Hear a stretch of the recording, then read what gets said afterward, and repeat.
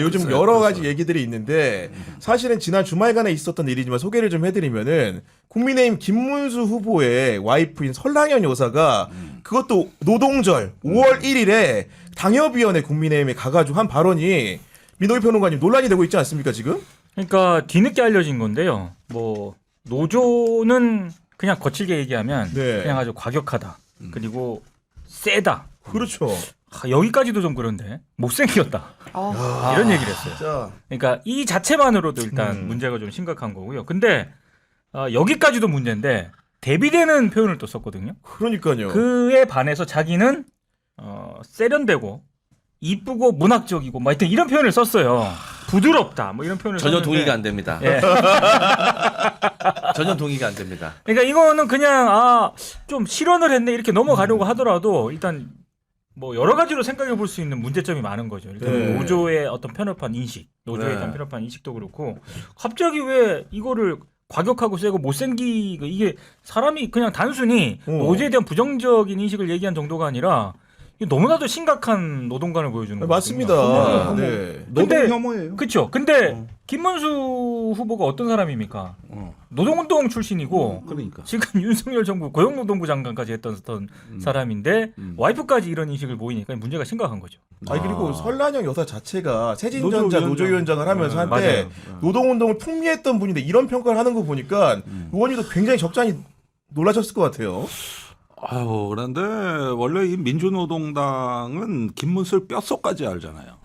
거기 같이 노동했던 네. 운동했던 사람들이 많이 남아 있거든. 다 있죠. 네. 그 사람들이 엄청 불편해. 그 청년 시절에는 전설이었거든. 네. 그다음에 그 당시에는 대단히 겸손하고 절제력이 있는 네. 혁명가의 풍모였거든. 그랬던 김문수가 저런 김문수로 인간이 이렇게 변화할 수 있다 하는 네. 것을 갖다가 받아들이는데 엄청난 심적 고통. 아. 어떻게 사람이 이게 동일 인물이 이렇게 바뀔 수 있는가.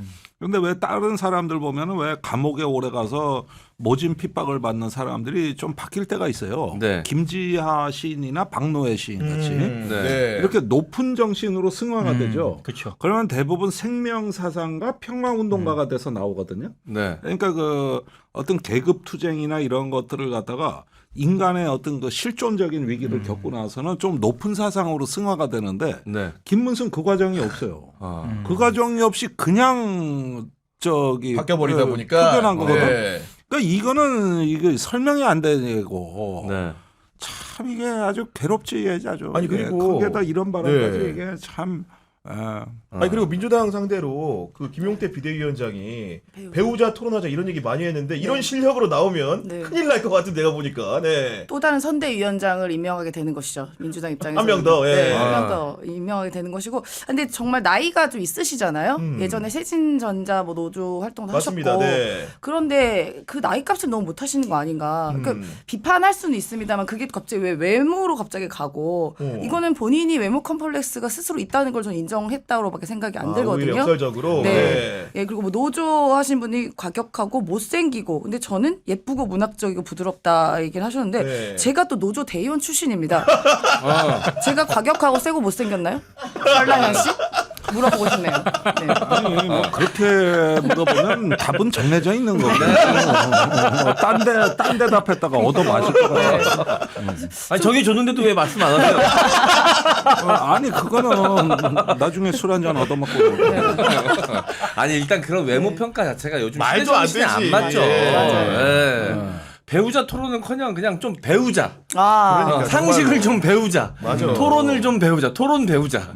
이렇게 말만 좀 바꾸고 싶네요. 제가 예. 또 너무 예민하게 반응하는 것일 수도 있는데 이미 윤석열 씨의 부인 김건희 씨 문제가 뭐 파면됐기 때문에 조기 대선 치러지는 거지 않습니까? 맞습니다. 김건희 게이트라든가 뭐 김건희 주가 조작 의혹이라든가 너무나도 김건희 공천 개입 의혹 이렇게 말들이 많았잖아요. 근데 그런 상황에서 저는 어찌됐든 대선 후보의 부인은 사인이란 말이죠. 어찌됐든.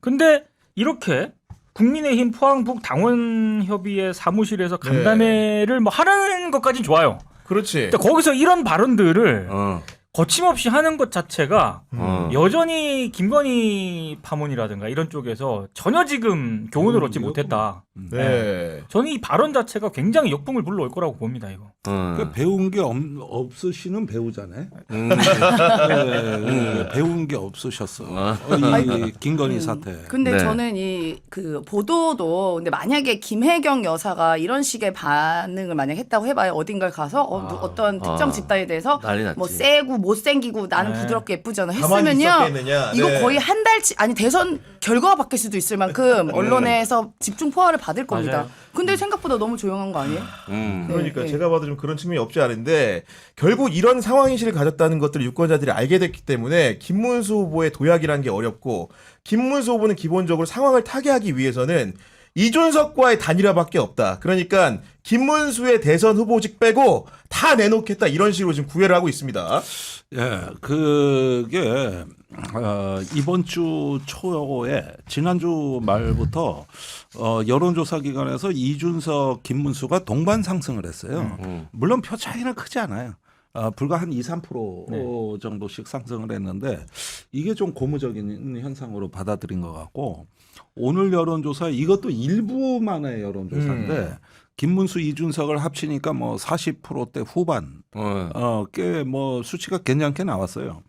그래가지고 이걸 가지고 이제 그 국민의힘은 거의 뭐 저기 완전히 황홀경에 지금 빠져 있어요. 네. 네. 황홀경에 이거 잘하면 이기는 방정식이 나왔다 이거지. 거의 지금 그 분위기예요. 네. 그래가지고 지금 가는데 이게 이준석의 딜레마입니다, 사실은. 맞죠. 결정권이 이준석의 이준석한테 딜레마예요. 있죠. 왜 네. 그러냐야. 사실 제3당 후보가 10% 이상 얻은 거는 안철수 외에는 아직 최근에 기억나는 사람이 없으실 거예요. 그 옛날에 뭐 기대 얻었던 사람들 많잖아요. 뭐 유승민, 심상정, 문국현 뭐 돌풍을 일으키는 사람들은 많았어. 근데 다 10% 이하야. 저조하거든요. 근데 여기서 10%가 넘었거든. 그렇습니다. 그러니까 눈앞에 보이는 자기 전리품이 보이니까 이준석이가 결심하기가 이제 어려워진 거예요. 그랬는데 나는 그 착각이라고 보는 게 뭐냐면은 옛날에 그 심상정 의원이 6.2% 얻었던 2017년 선거 맞습니다. 말입니다. 네. 그때 깜깜이 선거로 들어가기 전에 심상정 지지율이 14%였어요. 아 그래요? 공식 여론조사 결과가 네, 마지막 여론조사가 네. 그때 인기 좋았거든. 네. 그런데 까보니까 네. 반 이하예요. 이게 쏠림 현상 때문에. 네. 그러니까 지금 이게 바로 제3당의 그 비애랄까 운명이란 말이야. 숙명이라고. 이걸 이준석이 잊어버리고 있는 거 아닌가. 그런 점에서 그 10%라는 것을 일단 어떤 정치적인 자산을 확보했다고 생각을 하시는 것 같은데 네. 그렇지가 않습니다. 이게 현실 정치에서는. 그리고 국힘이 대단히 착각을 하고 있는 것 같아요. 일단 김문수 후보로서 가진 어떤 확장성의 한계를 이준석 후보와의 단일화를 통해서 뭔가 이제 모색을 하려고 하는 것 같은데 네. 그럼 김문수 후보를 지지하는 층과 이준석 후보를 지지하는 층이 단일화를 통해서 합쳐지면 그 수치가 그대로 이제 플러스가 되느냐? 그건 전혀 다른 문제거든요. 그렇죠. 네. 네. 그 전혀 다른 문제인데 오히려 저는 떨궈져 나갈 수도 있고 마이너스가 될 수도 있다라고 생각하는 거거든요. 네. 그러니까 이거 유권자의 표심의 방향을 지금 완전히 오독하고 있는 것이고, 네. 그래서 지금 완전히 지금 다른 생각을 하고 있는 것 같아요. 저는 이거는 오히려 마이너스가 될 가능성도 있다. 아니 민주당 입장에서는 표면적으로 봤을 때 아마도 단일화가 될 것이라는 전제를 가지고 많이 얘기를 하는데 실제로도 그런 관측을 하고 있습니까? 이재명 후보도 단일화 될 거다라고 이제 연설에서 이야기했었어요. 그래서 저희가 지난 교훈이 있습니다. 지난 2022년 때도 안철수 그 당시 후보가 손가락 자르겠다라고 얘기할 만큼 자기는 단일화 안 강력하게, 하겠다고 네. 부정했잖아요. 그래서 그랬던 교훈이 있기 때문에 단일화에 대한 것도 염두에 두고 대비를 해야 된다. 그렇게 안에서 내부는 그렇게 이야기하고 있습니다. 근데 대비라고 할 게 없는 게요. 말씀하신 것처럼 1+1이 2가 되는 게 아니거든요. 맞아요. 네. 예, 그 중에 일부는 뭐 이재명 후보에게 표가 오는 경우도 있고 아니면 투표를 포기하는 경우도 있고 하는 경우가 있어서 저희는 무조건 이 단일화가 이재명 후보에게 불리하다고는 절대로 생각하고 있지는 않습니다. 그리고 그 3당인 개혁신당을 상대로 국민의힘 같은 경우에는 심지어는 네. 우리 공동 정부를 하자. 그런 얘기도 하고 실제로 자리 약속하면 공선법 위반이기 때문에 그런 얘기 못 하지만 개헌을 고리로 쉽게 얘기해서 내가 3년만 하겠다 그 얘기는 대선과 총선을 같이 치를 때 네가 주인공이야 이런 얘기까지 하고 있는 거거든요. 예. 그래서 사실상 뭐 온갖 내놓을 수 있는 건 다 내놓고 있다고 봐야 돼요. 그리고 이거밖에는 방법이 없어요, 국민의힘은. 그러니까 사실은 말입니다.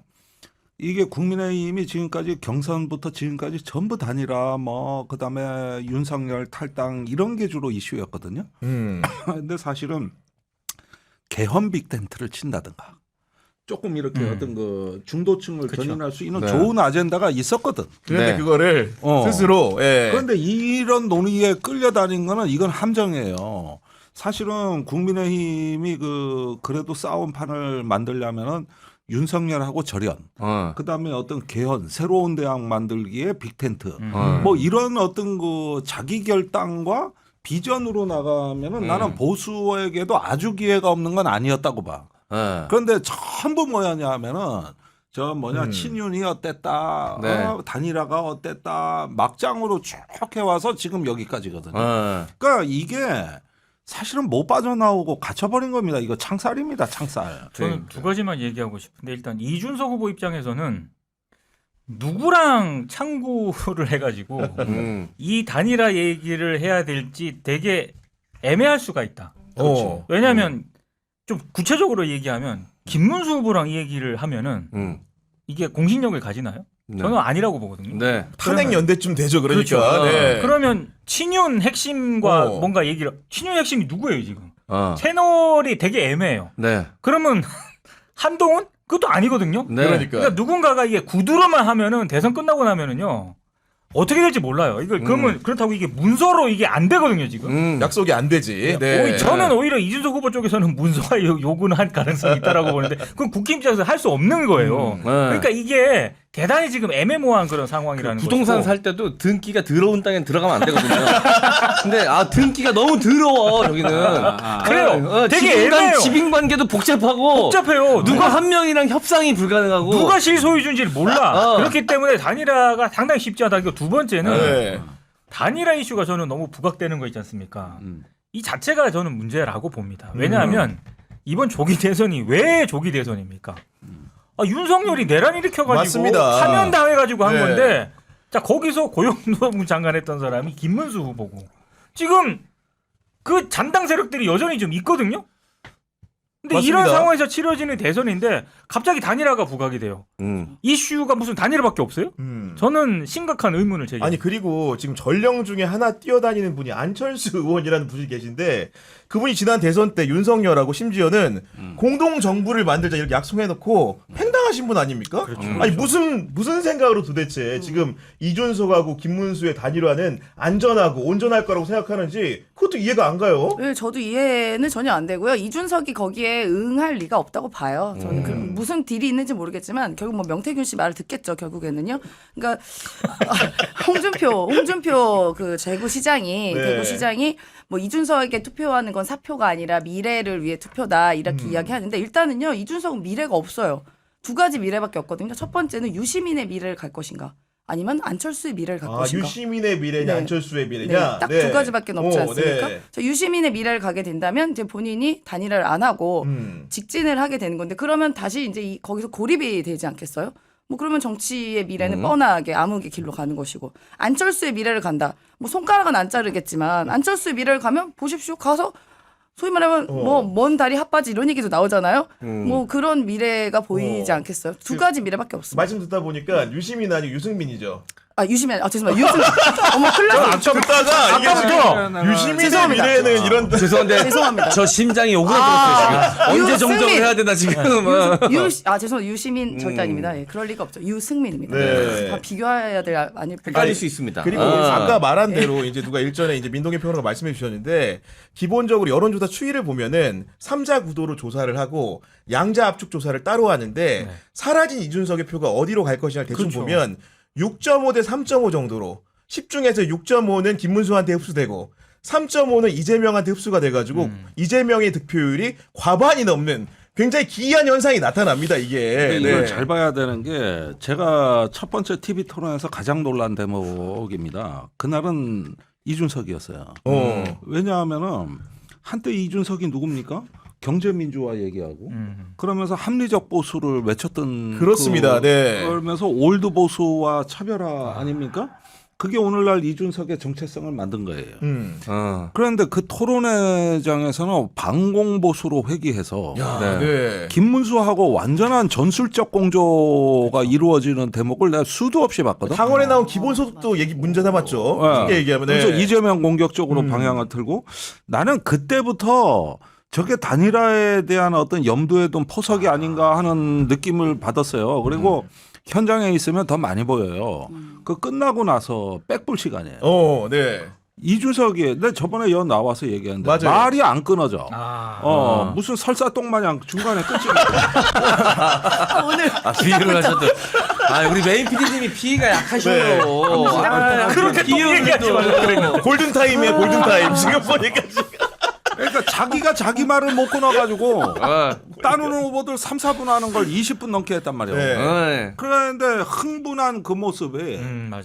모든 그 에너지가 끌어오르는 게 반 이재명 거기에다 동원되는 논리를 이렇게 보니까 변했다. 이거는 저기 했다. 그런데 두 번째 토론을 또 가봤고 또 갔잖아요. 그죠? 예. 그래가지고 이렇게 들어보니까 이제는 말만 단일화가 안 됐을 뿐이지 사실상 반명 연대 우파 동맹이 맺어졌더라고. 맺어졌다. 이미 그 코드는 아. 동일하게 해가지고 버퍼링이 끝났어요. 네. 결심만 하면 돼. 네. 그런데 이제 10%가 아른아른 하는 거죠. 야, 근데 그렇다고 하기에는 계엄에 대한 생각, 탄핵에 대한 생각, 윤석열에 대한 생각, 자기를 쫓아내는 친윤에 대한 생각을 하면은 이준석이 아무리 공학적으로 네. 이 반명 연대를 한다고 할지라도 그 버튼이 단일화에 손에 갈 수 있을까요? 전 이해가 안 가거든요. 저는 유일하게 그러니까 당내 어떤 그 단일화를 둘러싼 정치공학적인 계산 말고요. 이 단일화를 보는 유권자들 있지 않습니까? 이준석을 지지하거나 혹은 이준석을 단단히 보고 있는 유권자도 분명히 있을 거거든요. 그런 유권자들 입장에서 이준석이 가진 강점은 그나마 뭘까? 저는 하나밖에 없다라고 봐요. 뭐 젊고 이런 거 다 떠나서요. 그 내란에 저는 동의하지 않습니다만 그렇지. 난 네. 내란에 반대했다. 이거거든요. 네. 근데 단일화를 해봐요. 네. 그거 없어져요 이제. 없어지죠. 본인이 유권자들에게 어필할 수 있는 내가 대선 후보로서 나왔던 가장 큰 장점이 없어진단 말이에요. 네. 그거는 앞으로 단순히 이게 단일화 성공 여부를 떠나서 이준석의 정치 미래에 네. 저는 치명타를 가할 수 있는 거기 때문에 음. 최소한의 어떤 저는 제가 만약에 이준석 후보 입장이면 이게 절대로 못합니다. 네. 그리고 유일한 지지층이라고 꼽히는 펜코 거기 여론을 보니까 맞아요. 단일화에 반대하는 분위기가 그래요? 좀 세더라고요. 많아요. 네. 그래서 하루에도 뭐 수십 번씩 들여다본다는데 그렇죠. 그거를 버리고 국민의힘으로 간다. 그건 제가 봤을 때는 뭐 정치적인 뭐 이런 선택도 중요하지만 돈 문제가 좀 크게 끼어 있을 것 같다는 생각이 들거든요. 근데 안철수가 이제 윤석열하고 단일화할 때 그 저기 허은하 개혁신당 전 대표 네. 얘기는 그때 그 약속이 있었고 후에 다 보전 받았다. 비용에 대해서 예. 그 뒤처리를 상당 부분 윤석열 국민의힘 쪽에서 해주었다. 이런 얘기를 최근 방송에 나와서 한 적이 있어요. 네. 아니 실질적으로 여쭤보면 2017년도에 심상정 그 전 의원이 실제 아까 말씀하신 것처럼 10% 이상 여론조사 득표를 하다가 실제로 까보니 그보다 안 나왔는데 그때 비용은 좀 어땠습니까? 다 뜯겼지. 내가 오늘 통계를 간명하네. 내봤는데 다 듣겠지. 지난 10년간 말이에요. 네. 그 양당 국민의힘 민주당이 선거 비용 보전받은 액수가 모든 선거 대선과 국회의원 선거를 통틀어서 1조 한 2천억 원 정도 보전을 받았습니다. 이게. 어마어마하죠. 그러면 우리는 어떠냐? 음. 이 10년간 선거에서 대략 쓴 돈이 300억 정도 되더라고. 어. 1원도 못 돌려받았다. 어. 야, 그러면 당에 타격이 크게 오겠네요, 사후에. 아니 여기는 원래 그래요.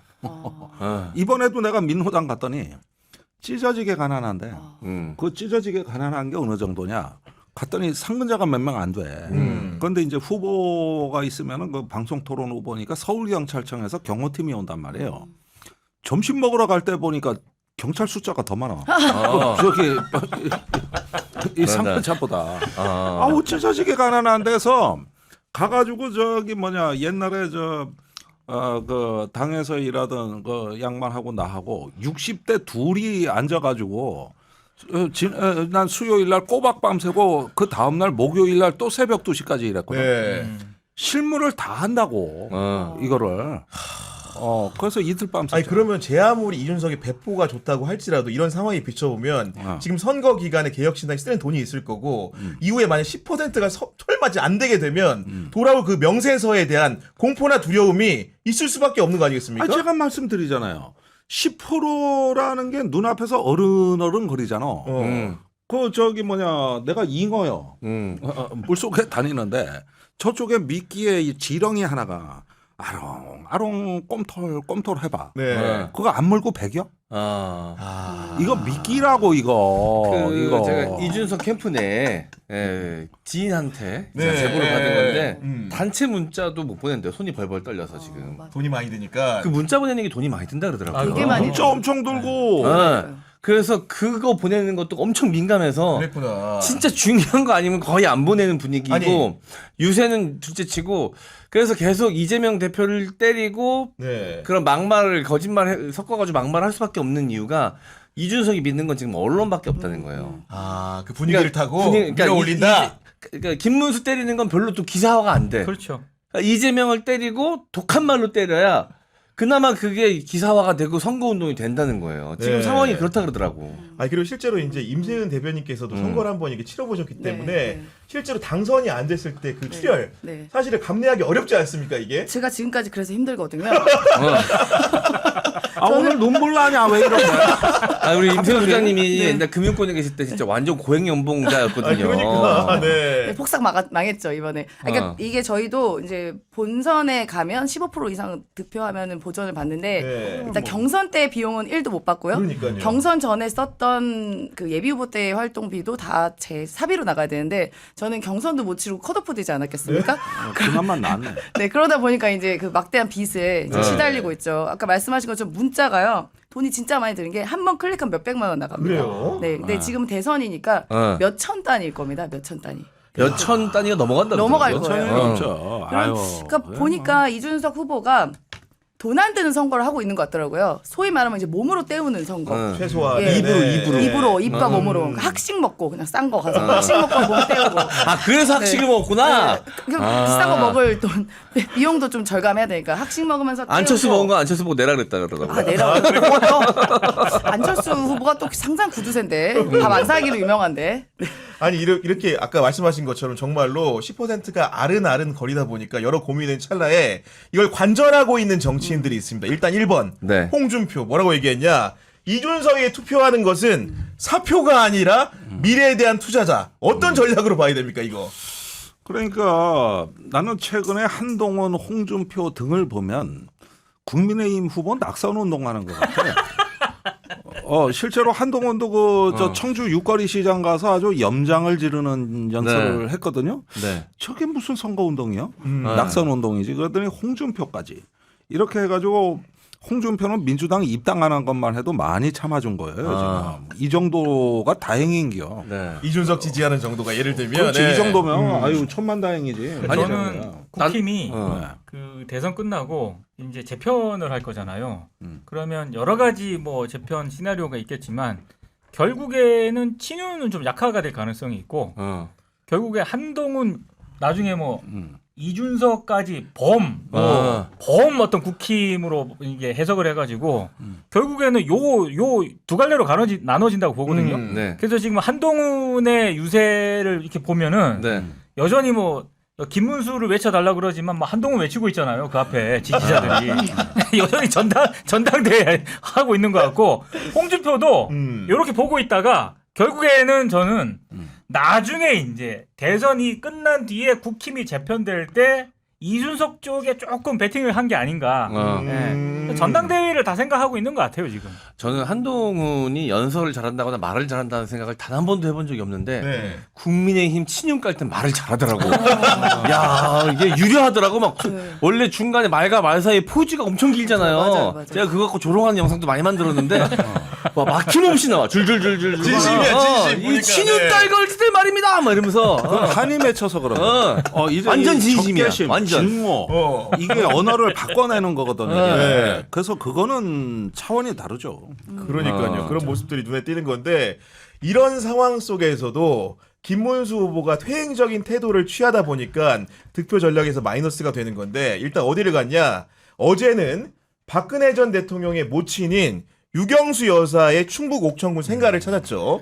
그리고 전날에는 박근혜 전 대통령을 예방을 했는데 그 메시지가 일관되게 거짓말로 탄핵된 사람이다. 거짓말로 유죄받은 사람이다. 이런 얘기 하는데 이게 도움이 됩니까 이게? 글쎄 그러니까 이게 김문수의 태생적 한계가 지금 계속 나오고 있거든요. 이러니까 이준석 표에도 군침을 흘리는 이유가 김문석 후보의 지금 저 지지율이 탄핵 국면에서 윤석열 탄핵 반대 여론 수치입니다.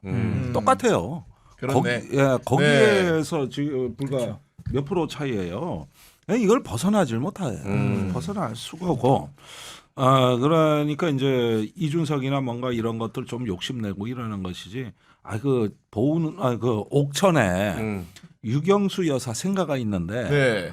그 개울 하나 건너면 어. 정지용 시인 생가가 있어요. 아.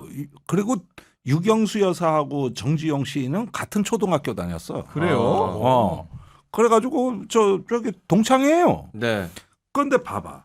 정지용 시인 생가를 가면은 찢어지게 가난한 초가 오막살이 초가 네. 상칸에 얼마나 가난했고 못 먹었는데 거기서 위대한 정신이 탄생했잖아. 맞습니다. 그거 아시나? 넓은 돌 동쪽 끝으로 옛 이야기 지질대는 노래 있지 않습니까? 이 노래 아시나? 향수라고? 압니다. 네. 이런 거야. 그런데 유경수 집안은 그때 일제 시대 때 이미 승용차를 굴렸다고. 일제 시대 때요? 그 운전사하고 그다음에 차 주차장에 항상 3대가 주차돼 있었어. 우리나라 역대 친일파의 갑부에 5대 갑부에 뜬다고. 그래요? 그건 몰랐네. 예. 5대 갑부에 한쪽은 그 흠수저, 한쪽은 흑수저, 한쪽은 보수꼴통, 한쪽은 독립의 어떤 그래가지고 네. 진보 정부 때는 보은 옥천에 가면은 정지용 시인 생가에 관광객이 많고 박근혜가 집권한 뒤로는 유경사 생가 관광객이 많아요. 네. 그 동네 사람들 머리 복잡해 지금. 이게 아이러니한 풍경인데 게다가 또 이제 원초적으로 유년 시절도 가난했던 이제 김문수가 어떻게 보면 정지용의 생가는 가지 않고 유경수의 생가만 찾는 모습들이 굉장히 이질적으로 느껴지는데 그러면 얼른 민주당에서는 정지용 생가 가야지. 그래서 정지용. 네. 그 시인 생가를 가서 그 옥천이 그 뼈대 있는 동네거든 거기가. 거기가 우리나라 최초로 조선일보 절독 운동을 한 동네잖아. 그렇죠. 그래요? 전국 최초로. 그래요? 그건 또 몰랐네요. 안티조선 운동이 그 보은 옥천 군민들이 한 거 아니에요. 그래서 그 옥천에서 나오는 간행물들이 있어요. 네. 수준이 굉장히 높아요.